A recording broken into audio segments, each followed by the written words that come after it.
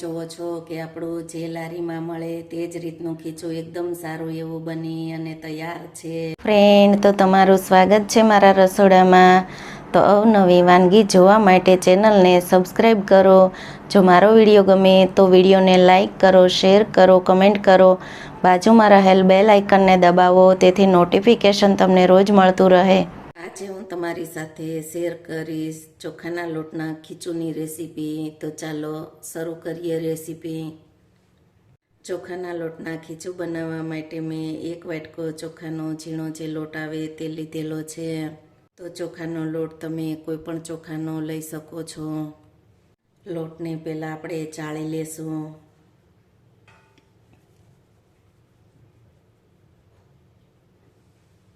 લોટ આપણે ચાળી અને તૈયાર કરી લીધો છે।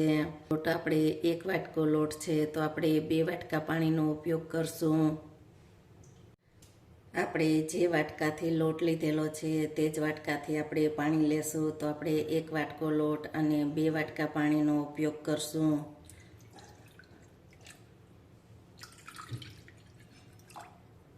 અડધી ચમચી જીરું, 1 ચપટી અજમા, 1 ચપટી પાપડ ખાર આવે તે લીધેલો છે। તો આ પાપડ ખાર છે તે ઓપ્શનલ છે, તો તેને તમે સ્કીપ કરી શકો છો। સ્વાદ પ્રમાણે મીઠું। તો આપણે પહેલાં આ બધી વસ્તુને મિક્સ કરી અને પછી આપણે ગેસ ચાલુ કરશું। હાઈ ગેસની ફ્લેમ ઉપર આપણે પાણીને 5 થી 7 મિનિટ સારી રીતે ઉકળવા દેશું। તેમાં આપણે 1 નાનો ચમચો તેલનો ઉપયોગ કરશું। 1 ચમચી આદુ મરચાંની પેસ્ટ। તો તીખાશ તો તમે તમારા ટેસ્ટ પ્રમાણે લઈ શકો છો। પાણી આપણે સારી રીતે ઉકળી ગયું છે તો તેમાં આપણે લીલા ધાણાને એડ કરશું। 7 થી 8 મિનિટ થઈ ગઈ છે, પાણી એકદમ સારી રીતે ઉકળી ગયું છે। તો ગેસને સ્લો કરી અને ત્યાર પછી આપણે લોટને ઉમેરશું।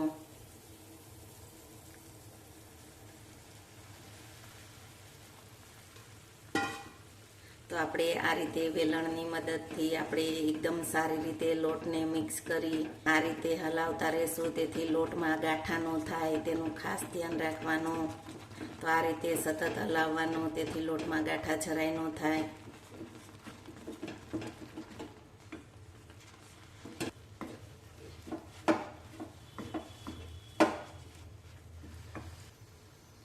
તો આપણે ગેસને બંધ કરી અને તાવીથાની મદદથી આપણે આ રીતે ખીચુંને મિક્સ કરી લેશું। જો તેમાં ગાંઠા હશે તો પણ ગાંઠા તેમાં મેશ થઈ જશે। તો આપણું ખીચું બની અને તૈયાર છે। ખીચું બાફવા માટે આપણે અડધા લીટર જેવો પાણીનો ઉપયોગ કરશું। પાણી ગરમ થાય આ રીતની કાણાવાળી ચાયણી રાખી તેના ઉપર આપણે ખીચું બાફી લેવાનું। તો આ રીતે આપણે છૂટું છૂટું ખીચું નાખશું।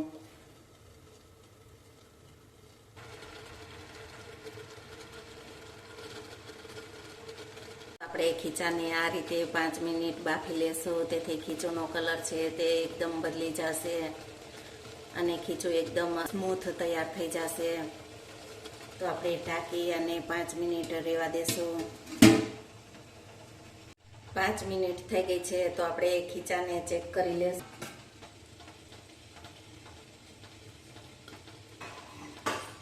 તો તમે જોવો છો કે ખીચું આપણું એકદમ સારી રીતે બફાઈ ગયું છે અને ખીચાનો કલર ચેન્જ થઈ ગયો છે, તો તમે જોઈ શકો છો।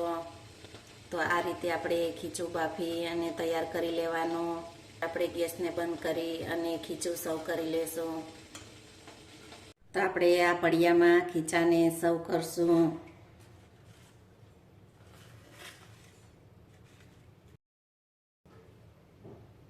તો તમે જુઓ છો કે આપણું આ એકદમ સરસ એવું પરફેક્ટ રીતે ખીચું બની અને તૈયાર છે। જો તમને આ ખીચુંની રેસીપી ગમે તો વિડીયોને લાઈક કરો, શેર કરો, કમેન્ટ કરો, સબસ્ક્રાઈબ કરો, બાજુમાં રહેલ બેલ આઇકન દબાવવાનું ભૂલતા નહીં, તેથી તમને નોટિફિકેશન રોજ મળતું રહે। ઉપરથી આપણે સિંગ તેલને એડ કરશું। તો આ સિંગ તેલને આપણે ઉપરથી એડ કરશું, તેથી આ ખીચુનો સ્વાદ એકદમ સારો આવશે.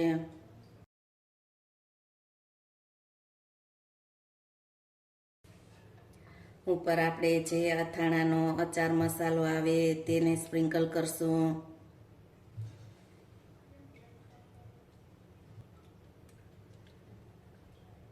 ઉપર આપણે લીલા ધાણાને આ રીતે સ્પ્રિંકલ કરશું.